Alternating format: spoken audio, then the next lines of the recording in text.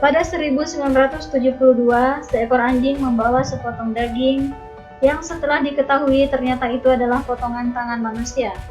Dan ketika jasad dari potongan tangan tersebut ditemukan, ada benda-benda aneh yang terkait dengan okultisme di sekeliling jasadnya, yang kemudian muncul dugaan bahwa ia dibunuh untuk ritual korban persembahan. Korbannya adalah Janet De Palma. Sebelumnya pada 7 Agustus 1972, Janet pamit kepada ibunya untuk pergi ke rumah temannya. Ia kemudian berangkat naik kereta menuju New Jersey. Tetapi sampai menjelang tengah malam, ia tidak kunjung pulang yang membuat orang tuanya khawatir. Ditambah lagi temannya yang dikunjungi putrinya mengaku bahwa dia tidak bertemu dengan Janet hari itu. Orang tuanya yang panik kemudian mengajukan laporan orang hilang ke Departemen Kepolisian di Springfield. Tetapi hingga berminggu-minggu sejak laporan dibuat, Janet tidak kunjung ditemukan.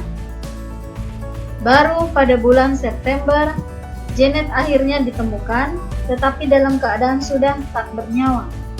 Di dekat tebing setelah seseorang melaporkan bahwa anjingnya membawa potongan lengan kanan manusia. Pada saat ia ditemukan, tubuhnya yang tak lagi utuh dikelilingi benda-benda aneh. Selain itu, adanya sisa-sisa tubuh hewan yang dimutilasi di sekitar jasadnya.